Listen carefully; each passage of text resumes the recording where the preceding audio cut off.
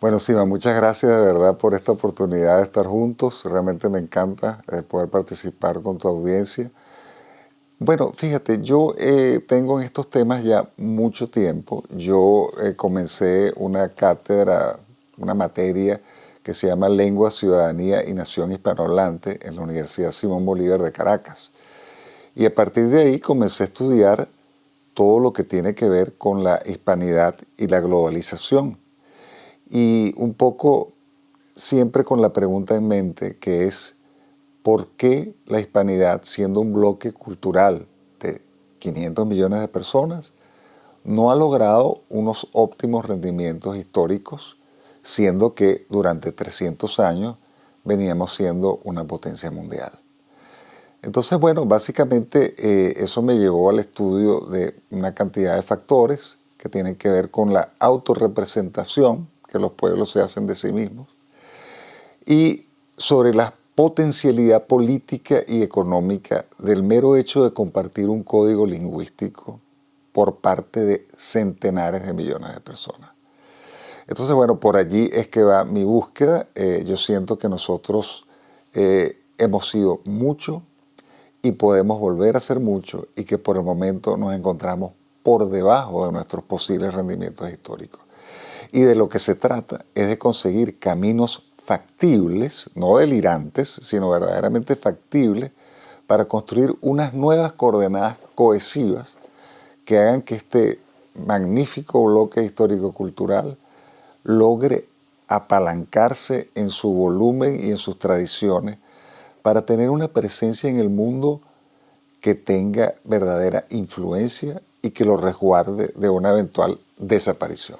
A mí me parece que para entender un poco dónde estamos es importante echar para atrás. Y echar para atrás no significa necesariamente meternos en la historia propiamente dicha, sino ver cómo la historia actualmente está siendo representada y cómo repercute en nuestras mentes. Voy a contar la historia de América hispana en 3 bloques.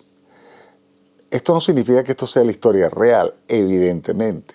Yo estoy hablando de cómo esa historia palpita en muchísimos hispanoamericanos. Como primera prueba de esto que les voy a decir, quiero contar una anécdota. Cuando yo era pequeño, tenía alrededor de 10 años, estuve viviendo en un sitio francófono, en Ginebra, Suiza. Yo llego a mi primer día de clases, nadie habla español en ese colegio, yo no hablaba francés. Y me encuentro en un salón de clases donde oigo a todo el mundo hablando francés. La profesora pasa la lista para ver la asistencia y de repente me parece entender que hay una persona que se llama Jorge Baltuena.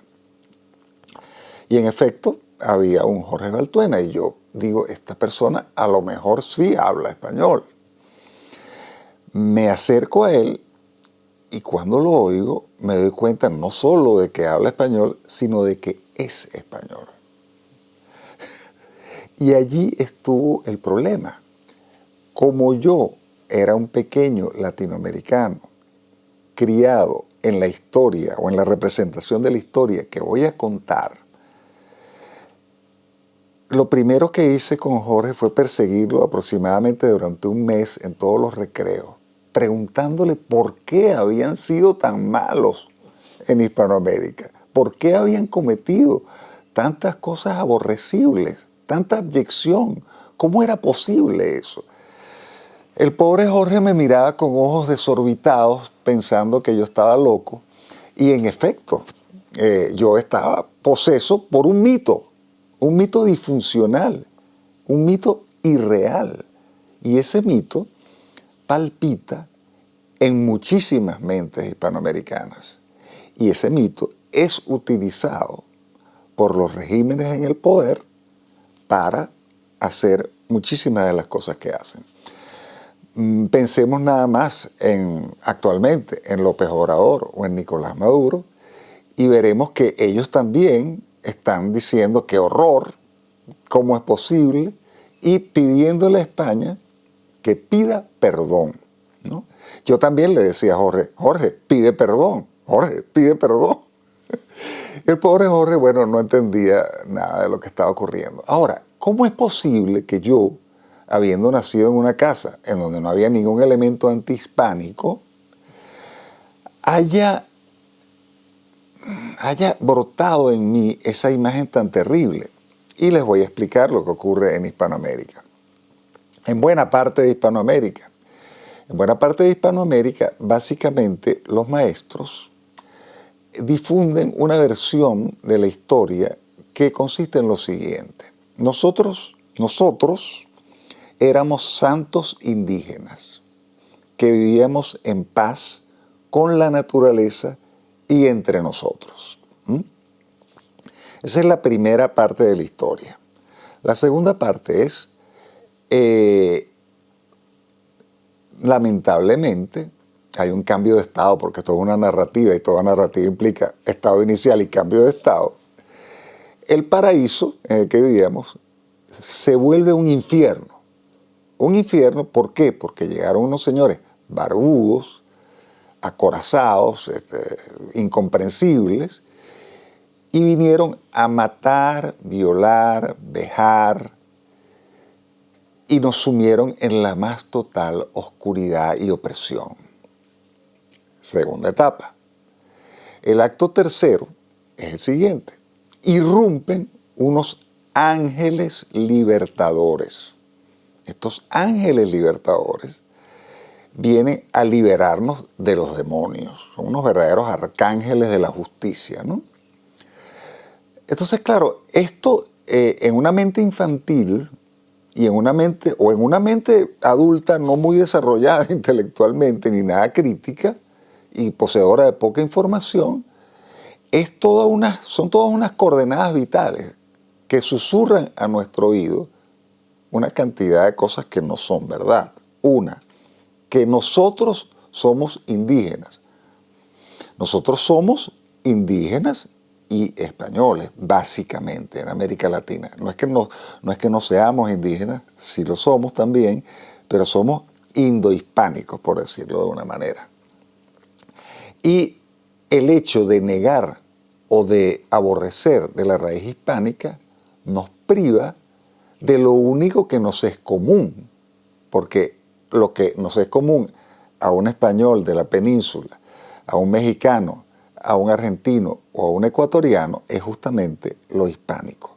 Las tribus o lo indígena, evidentemente que también es parte de nuestras raíces, pero son raíces locales. Son raíces locales. Entonces, claro, ¿por qué hay que atacar esta raíz colectiva, común, grande? Ah, claro, porque esa es la raíz susceptible de generar poder. Esa es la raíz susceptible de generar poder. Entonces, vamos un poco a descomponer esta historia en tres tramos, ¿no? Lo primero, nosotros éramos indígenas, éramos santos indígenas. En primer lugar, nosotros no somos indígenas, sino somos indohispanos. Entonces, esto es falso. La constitución del nosotros ocurre tras la llegada de Castilla y lo que viene con Castilla. Eso es decir, es como papá y mamá. Es decir, yo soy Carlos Leáñez Aristimuño, no soy solo Leáñez o Aristimuño. Tienen que converger mi papá y mi mamá para que yo nazca. Y allí comienza la historia de Carlos Leáñez Aristimuño. Bueno, nuestra historia comienza no con nuestros ancestros, ya esa es la historia de nuestros ancestros que viven separados en Europa y en América. La historia comienza con el primer mestizo, digamos, ¿no? Y con esa historia, entonces sí comienza a construirse el nosotros. El nosotros. ¿Qué es el nosotros? Un pueblo esencialmente indohispánico. El otro tema es nosotros santos indígenas. Bueno, lo de santos es completamente falso. En América, como en todo el mundo, por lo demás, había pugnas políticas, había cantidad de conflictos territoriales y de toda índole entre las diferentes tribus. Y por supuesto, al llegar Castilla a América, entra un nuevo actor en ese panorama conflictivo, conflictivo en el Caribe, conflictivo en lo que es hoy Perú, conflictivo en lo que es hoy México. Y estos europeos que llegan saben discernir en ese panorama políticamente una serie de factores y gracias a eso logran ser percibidos por tribus oprimidas como una posibilidad de cambio de régimen, ¿no? Y eso es esencialmente lo que ocurre. Es decir, hay una alianza en los diversos territorios entre este factor nuevo y factores que ya estaban sobre la misma tierra y se comienza a construir una nueva realidad, un nuevo pueblo. Entonces, nosotros no éramos indígenas, exclusivamente, nosotros no éramos santos. El paraíso no existe, además. Es decir, hay una cosa muy, muy complicada detrás de la noción de paraíso, detrás de la idea de que el paraíso puede existir en sociedades humanas, ¿no? Si se piensa que las sociedades puede existir en sociedades humanas, evidentemente todo aquello que adverse el paraíso es el mal, porque en el paraíso el bien está encarnado y se vive de manera palpable en la cotidianidad. Entonces de lo que se trata es de, si yo incorporo en mí la idea de que el paraíso existe, ¿cuál es la misión que yo tengo en la vida? Volver al paraíso. Es decir, como el paraíso existió en la realidad humana, de lo que se trata es de hacer como una historia circular, una historia que comienza en el paraíso y termina en el paraíso. ¿Cómo termina en el paraíso? Pues mediante la lucha contra el mal, la lucha contra el mal. Por supuesto, al existir el paraíso y el paraíso ser el bien, yo soy abanderado del bien, el otro es el mal, y entonces eso da pie a a una cantidad de atrocidades, tanto desde el punto de vista político como desde el punto de vista de la guerra, etcétera, etcétera, etcétera. Bueno, entonces, digamos, esta primera etapa es particularmente peligrosa. Además hay otra cosa muy peligrosa en este primer tramo de autorrepresentación, que si nosotros somos indígenas, entonces esto es racismo. Es decir, si la manera de yo pertenecer a esta comunidad es a través del hecho de ser indígena, pues entonces yo particularmente no podría ser hispanoamericano. Y en realidad la manera de ingresar a una cultura es esencialmente conociendo su lengua, practicando sus culturas, sus costumbres, etcétera, etcétera. Es decir, el color de la piel poco o nada tiene que ver realmente con el hecho de pertenecer a una cultura. Entonces, digamos, este primer tramo es parte de una alucinación que es muy peligrosa, muy peligrosa. Es pasto de totalitarismo, racismo, distorsión. Entramos entonces a una segunda etapa, la segunda etapa que traté de describir, y repito, esto no es historia, es como la historia es vista y vivida por los hispanoamericanos que van circulando por la calle. La segunda etapa es que hay unos superhombres, la segunda etapa es que vienen unos barbudos, incluso malolientes, mefistofélicos, verdaderamente una encarnación del mal, que llegan a América y su único afán es robar, matar, expoliar, violar.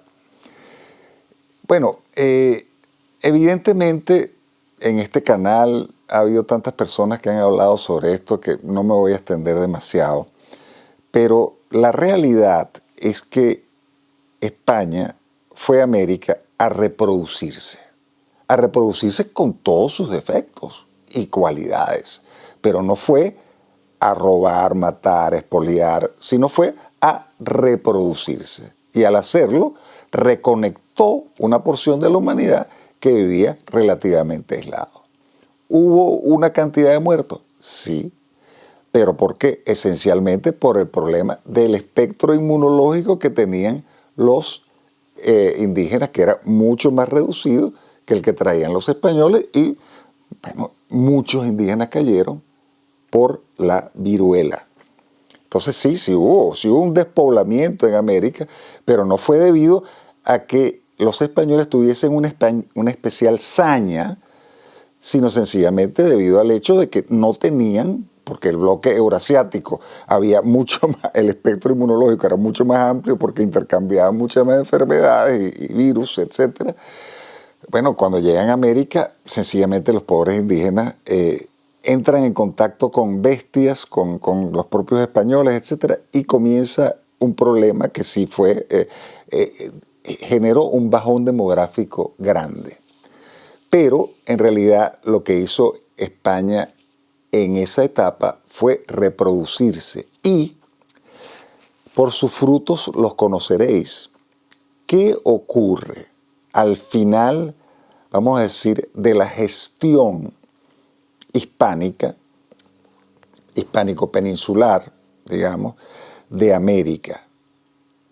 Esos territorios estaban entre los más ricos del mundo. Los territorios más ricos del mundo eran China y la América española. ¿Y qué pasa? Que China continúa unida y hoy es ya un poder mundial y podría llegar a ser el primer poder mundial, la primera potencia mundial, y nosotros somos 21 países bastante diseminados y con una capacidad de incidir en los procesos mundiales y de generar una protección de nuestros intereses bastante escasa. Entonces, por sus frutos los conoceréis, decía. Vamos a ver. Cuando despunta el siglo XIX, no hay epidemias en América. Hay una ingesta calórica en muchos casos muy superior a la europea. Hay paz interior, hay una moneda común, hay un gran mercado, hay una gran prosperidad. En el caso de mi país de origen, que es Venezuela, la Capitanía General de Venezuela se hallaba en un verdadero boom. Realmente, es decir, en lo económico, todos los indicadores estaban en verde y en ascenso. Y sin embargo, eso fue interrumpido. Era un orden evolutivo, integrador, con sabiduría antropológico-política, con el cual la población al interior está completamente conforme. Un orden que se estructuraba en torno a dos, digamos, tótem, si se me permite, que son la corona y el catolicismo. Un orden cohesivo, un orden admitido, un orden que generaba gran estabilidad. Lo que ocurre es que unas ínfimas porciones de la población, constituidas por blancos criollos, ilustrados en buena medida en combinación con Inglaterra, piensan que las cosas pueden ser cambiadas violentamente, rápidamente, poner el contador a cero y comenzar una sociedad nueva, ¿no? Esa es la antítesis de lo que estaba ocurriendo. Lo que estaba ocurriendo era sabiduría antropológica política. Cada población tenía un cierto tratamiento particular, tenía un cierto grado de autonomía y había un equilibrio de unidad en la diversidad. Todo ese proceso de ajustes delicados fue violentamente roto en la tercera etapa. ¿Qué es la tercera etapa? La tercera etapa es la de los supuestos libertadores, la de la supuesta independencia. Entonces, yo venía diciendo ángeles libertadores, ¿no? Fíjense, todo esto es absurdo porque no hay santos indígenas, no hay demonios españoles y no hay ángeles libertadores. Todos son seres humanos. Estos ángeles libertadores, en realidad lo que vinieron fue a interrumpir este proceso evolutivo que venía a fuego lento, generando un orden sólido. ¿Cómo irrumpen estos libertadores? Estos libertadores irrumpen con una gran mentira. Aprovechan una coyuntura histórica para tomar ellos directamente el poder. Pero no lo hacen diciendo que es para la independencia. Lo hacen diciendo que es para proteger los derechos de Fernando VII. ¿Y por qué lo hacen así? Porque no lo podían hacer de otra manera. ¿Y por qué no lo podían hacer de otra manera? Porque la gente estaba conforme con el orden que existía, ¿no? Entonces, evidentemente, comienza a pasar el tiempo y se da cuenta, es decir, y las máscaras caen y la cosa no es, en realidad, proteger los derechos de Fernando VII o de la corona, sino fundar una nueva realidad en donde básicamente se está informado por una ideología rupturista que postula que es posible poner el contador en cero. Y no solamente se separa políticamente, sino pretende desespañolizar y pretende fundar un orden, bueno, en donde hay ciudadanos libres e iguales ante la ley, ¿no? Esto a nivel absolutamente teórico, porque esto no ocurrió de ninguna manera, Pero al poner a las personas en un supuesto pie de igualdad, se acabó la sabiduría antropológico-jurídica constitucional y se montó un orden artificial que al no hallar asideros en la realidad generó la inestabilidad crónica hispanoamericana y la marginalidad, al hacer que muchísimos indígenas perdieran sus tierras por tener que venderlas a precio de gallina flaca ya como individuos. Entonces hay un verdadero desquiciamiento al interrumpir este proceso. Y este desquiciamiento es la madre de nuestro desasosiego institucional permanente. En América Latina los poderes no terminan de sentarse en la silla con firmeza. La silla siempre está temblando. Y la silla siempre está temblando porque los modelos que adoptamos no son ajenos. Es decir, no ha habido la agudeza antropológico-jurídica constitucional para generar órdenes que verdaderamente tengan que ver con nuestro ser. Entonces, bueno, todo esto es gravísimo. Además, en estos órdenes pululan constantemente una serie de revolucionarios que insisten en que lo malo, es decir, lo que fueron los españoles, siempre está latente y asume nuevos rostros, y requiere de nuevos revolucionarios, cuya misión es llevarnos de vuelta al paraíso. Es un relato circular. Es llevarlo de nuevo al paraíso. Una persona como Hugo Chávez Frías lo decía sin rubor alguno, sin que le temblara un músculo de la cara. El socialismo, decía, es el paraíso en la tierra. Entonces, claro, uno dice, oye, aquí subyace algo muy fuerte, porque estamos hablando de inconsciente colectivo. Estamos hablando de cosas que no se discuten. Es decir, la cosa es así, es un sesgo epistemológico. Es decir, las cosas son así. Y por supuesto, si nosotros queremos entrar en una nueva etapa, nosotros tenemos que cuestionar toda esta autorrepresentación.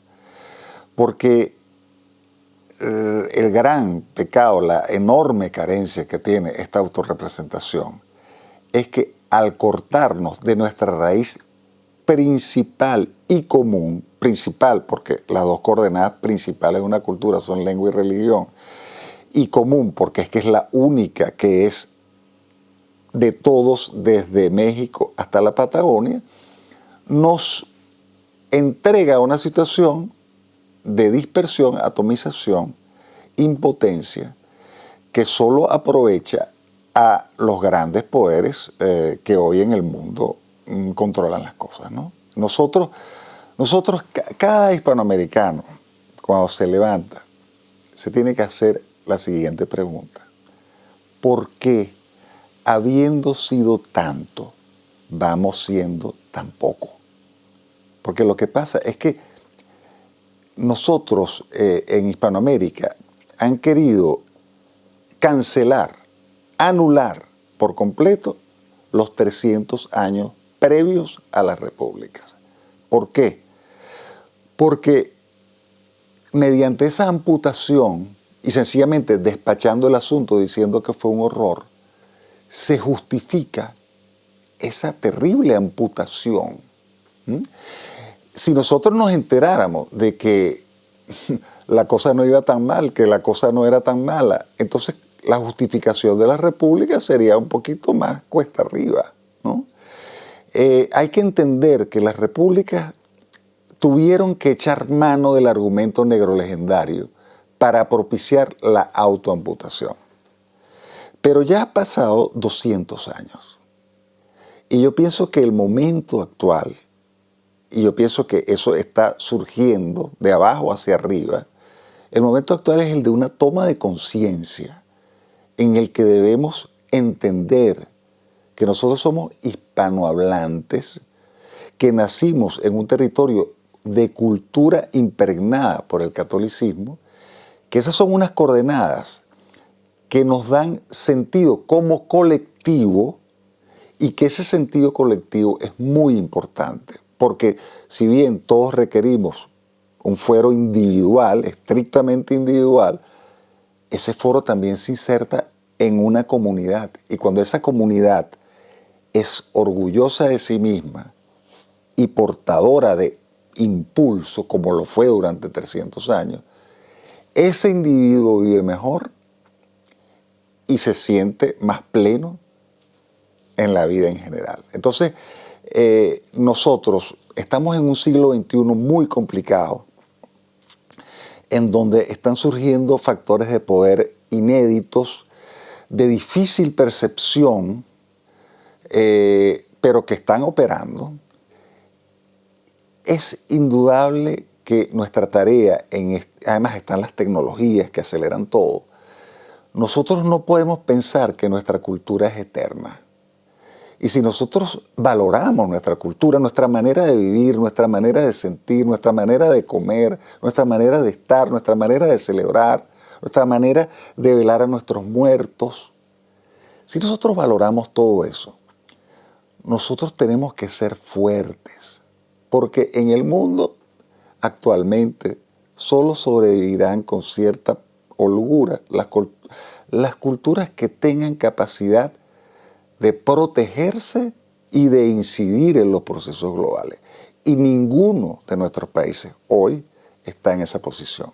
Entonces, pienso que entonces tenemos que entrar en una nueva etapa. Y yo pienso que las claves de esa nueva etapa y de su posible advenimiento las encontramos en el ciberespacio.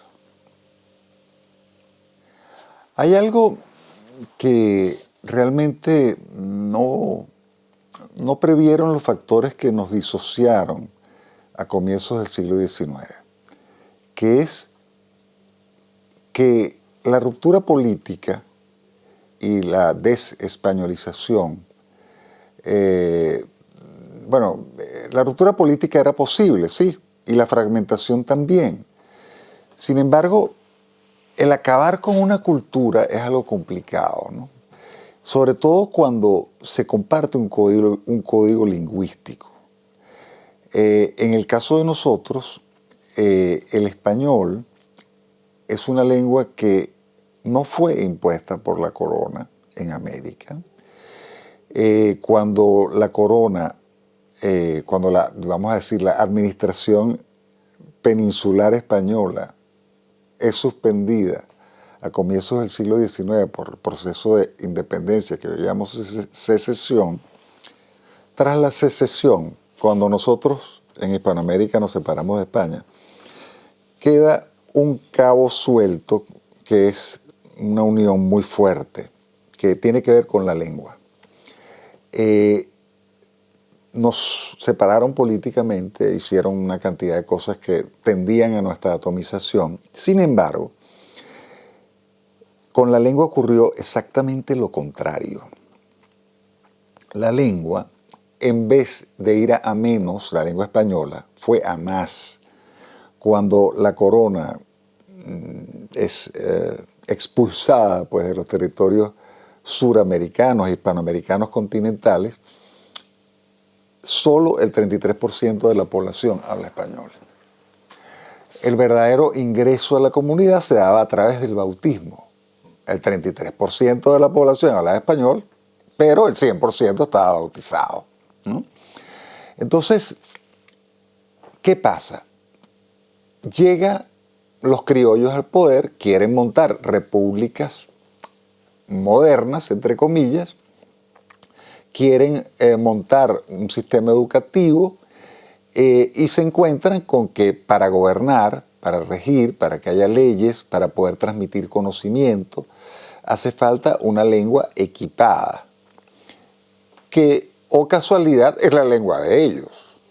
Entonces, lejos de acabar con el español, aumentan la incidencia del español y ahora sí, contrariamente a lo que ocurría antes, de manera obligatoria, a través de una serie de factores que si tú no querías quedar al margen del orden republicano, tenías que entrar por el aro del español. Muy a la francesa, por cierto, todo esto, ¿no? Entonces, ¿qué ocurre? El español, la gran expansión del español no es de la mano de la corona. La gran expansión del español es de la mano de los criollos. Y los criollos, hay que decir, fueron en esto muy exitosos, porque actualmente el 94% de los hispanoamericanos, que constituyen además el 92% de los hispanohablantes, habla español como lengua materna, muy importante, porque no es como el francés en África, que hay muchos africanos que hablan francés, pero lo hablan como segunda lengua, en la casa hablan otra lengua, ¿no? En el caso hispanoamericano no, el pueblo hispanoamericano es arrullado en español. El acto amatorio que los concibe tiene lugar cuando hay intercambio verbal en español. Esto es muy duro porque genera una lealtad lingüística muy fuerte, ¿no? por razones afectivas.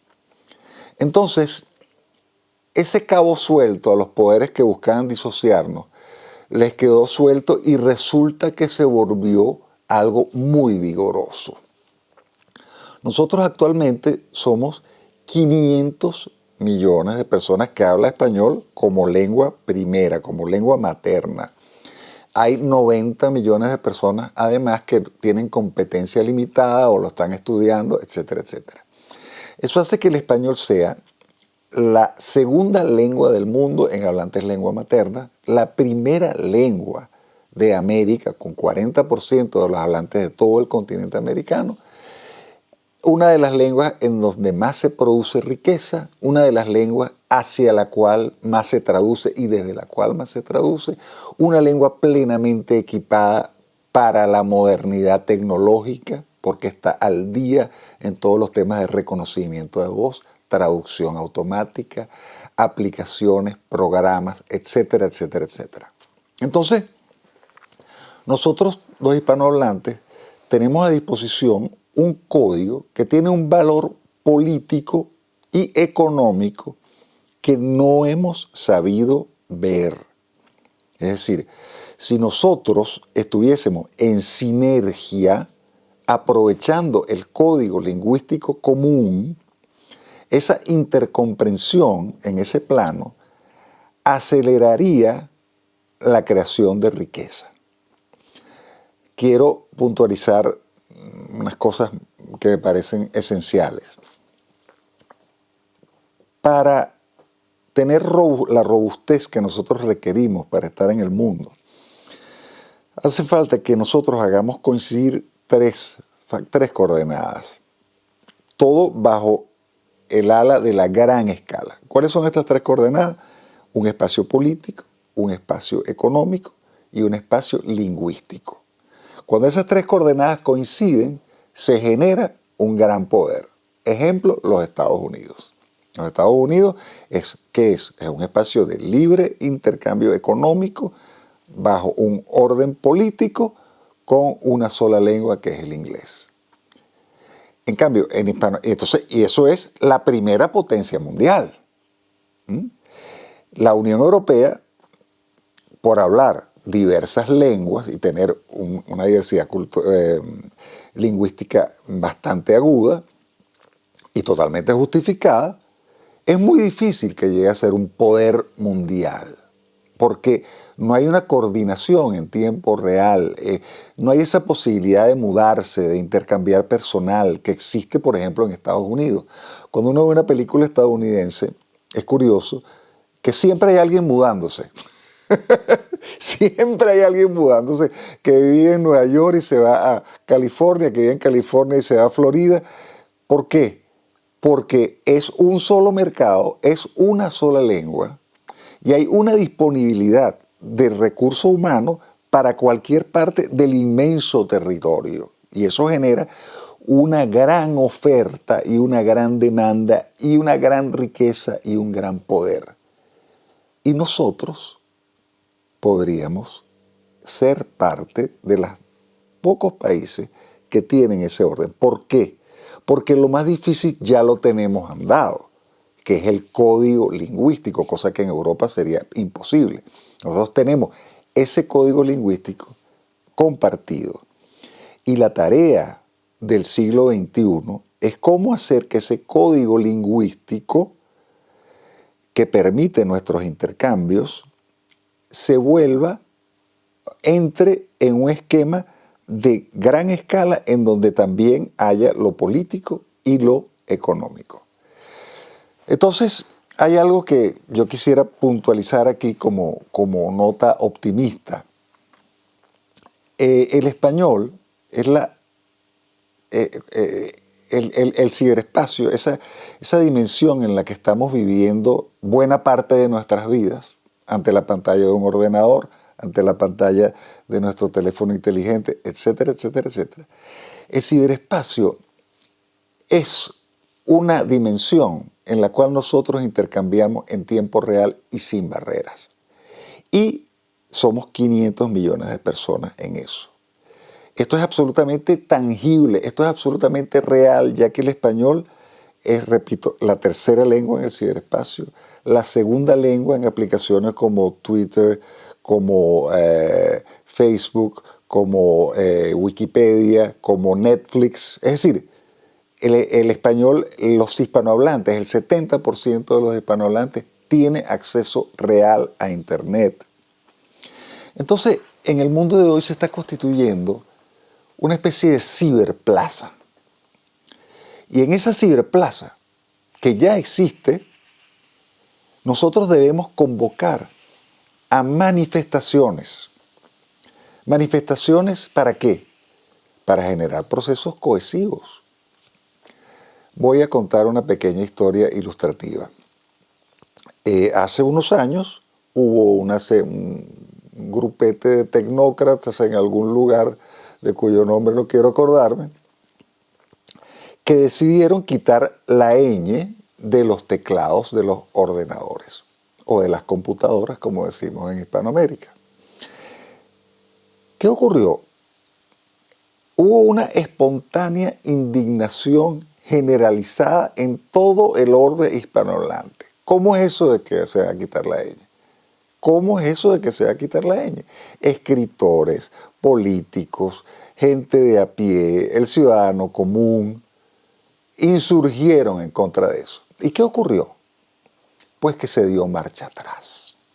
Y la ñ todavía aparece en los teclados de las computadoras u ordenadores que son vendidos en los territorios hispanohablantes.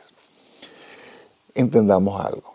Eso que ocurrió con la ñ en los teclados puede ocurrir con cualquier cosa, porque al tener una masa crítica de 500 millones de personas, sencillamente es muy difícil obviar el mensaje o no hacerle caso. Entonces nosotros tenemos que aprender a usar el ciberespacio como un factor, como el factor centrípeto más raudo, más disponible y que va a permitir indudablemente que nosotros entremos en un proceso de convergencia panhispánica. Esto no es utópico, es decir, no es utópico que ya está ocurriendo.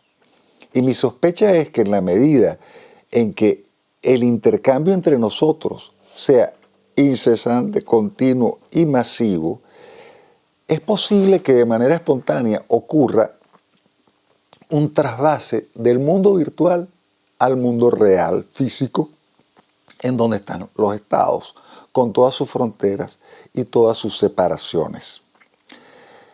Y en esa medida se irá generando una institucionalidad panhispánica que nos hará entrar en un proceso de convergencia al cual debemos apuntar. Porque actualmente lo que se ve en prensa es que nosotros los hispanohablantes, estaríamos en un proceso de divergencia. Un proceso de divergencia que está apuntalado, cuya demostración está en los separatismos micronacionalistas o los indigenismos o la creación de feudos dentro de estados más o menos impotentes y disfuncionales que generan territorios a los cuales el Estado formal no llega, cosa que ocurre en México, cosa que ocurre en Venezuela, cosa que ocurre en Colombia. Es decir, hay como tres vertientes centrifugadoras, ¿no? Ahora, a mí me parece que en la medida en que nosotros vayamos haciendo frente a coyunturas históricas en las que nos sintamos amenazados como colectivo, en la medida en que sintamos que nuestro modo de vida puede desaparecer, vamos a tener un aliado en el ciberespacio absolutamente extraordinario para convocar a la ciberplaza 500 millones de voluntades que si actúan de manera relativamente unida y encuentran causas comunes, van a ser un factor político de orden mundial.